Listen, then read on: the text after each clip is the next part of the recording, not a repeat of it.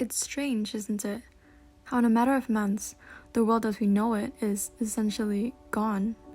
The current COVID-19 pandemic has been a catalyst for societal change, disrupting almost every facet of not only the world, but the individual. Romantic relationships and the quest for love and companionship is a big aspect of our lives, fulfilling human needs like our innate need for physical touch and affection.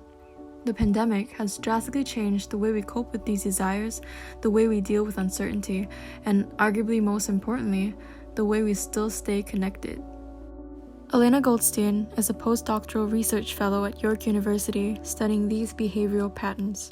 My research tends to look at intersections of technology, relationships, dating, and primarily young people. So, COVID-19 and the physical distancing restrictions, the school closures, all of the closures that have affected public life have been a really sort of interesting and difficult kind of real-time experiment, I guess, in understanding what our relationships mean to us and what are the impacts of, being torn from our relationships quite quickly and suddenly, and how that impacts the quality of our relationships. To control the ongoing COVID-19 pandemic, many countries were forced into lockdown. As a result, many couples are having to survive quarantine in varying situations. Many relationships now became long distance, whether they liked it or not. Young people, for teenagers, they live at home with their parents. They were not able to go see their partners. And so kind of force them into these strange sort of long distance relationships, with people who may only have lived a few blocks away. And that certainly takes a toll on the quality of young people's dating relationship. Virtuality is a supplement to reality. It doesn't replace it. And like many of us, they don't prefer to conduct their relationships entirely online. The feeling of distance was only exacerbated by the fact that this period of not being able to see each other was indefinite. Phoebe de la Cruz, in a long-term relationship, is one of many who had to deal with the distance. Of course, there had been miscommunications. There had been times where we felt so alone and insecure because of how we lacked each other's physical contact and each other's in real life presence. But at the same time, I guess we were able to prove to each other that our relationship is so much more than each other's physical companionship. Because we were still able to give each other the love and support that we would if we were really together physically. At the end of the day, we would talk about what had happened in the day, and we would talk about our families and little new things that we learned about each other's families, and I think that's a great bonding experience. On the other end of the spectrum, couples living together have also had their own experiences and challenges navigating quarantine together. And in terms of how it's impacting other kinds of relationships and dating relationships. Certainly people who are, in their 20s or 30s who are, kind of dating more generally or are, beginning or maintaining relationships that they've been in, it puts different stressors on the relationship, these physical isolation measures. Jen McDonald has been married for 4 years and lives with her husband.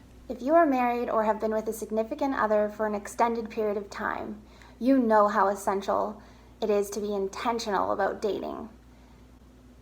Add a global pandemic into the mix, and now you have to be real creative. In the beginning of COVID-19, my husband and I found ourselves dating in our home. That looked really simple.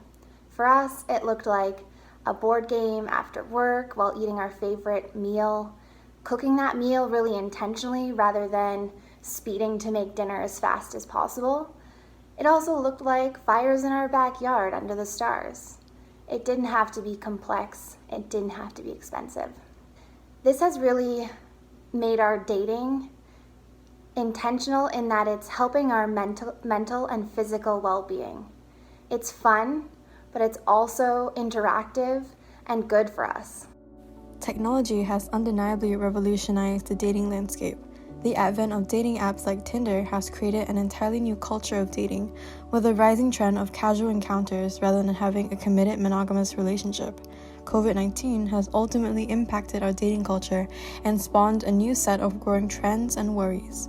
Rachel Schmidt is currently in the dating scene. So while I was never actually in a relationship while all of the COVID stuff was happening, it certainly impacted my dating life now and just how I approach everything. specifically going on dates with people has changed quite a bit because of everything happening. Like, for example, if I go out with a girl, like, normally, like, before everything happened, we would just go to a movie or go to a restaurant, something like that, something simple. But because things have been closed down and we haven't had as many opportunities like that, we've kind of had to be a bit more creative with going on dates and stuff. So, like, I can, like, go on a picnic or go to the beach or something, or even just drive around and talk to her. And it's definitely a change from what I feel is normal with dating, but I do think it's allowed me to, like, get to know people more and kind of branch out from what we regularly do. So that's definitely been a positive out of everything. There is going to be a move towards engaging for longer in sort of online relationships and connecting that way before you're kind of like ready to move to the in-person intimacy. I don't really know. I'm curious to find out what this is going to mean. Certainly it's changed how people think about things like intimacy, absolutely, and trust and communication. And I do think anytime we're thinking about those things in our culture, that's a good thing.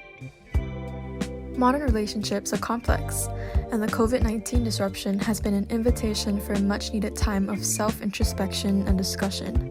These are real-life stories and insights to stimulate a wider dialogue of a conversation that certainly matters to us. Will our notions of romance continue to be swayed as a result of our ever-changing world? Most definitely. One way or another, though, love finds a way to prevail. Romance isn't dead. Well, for now at least.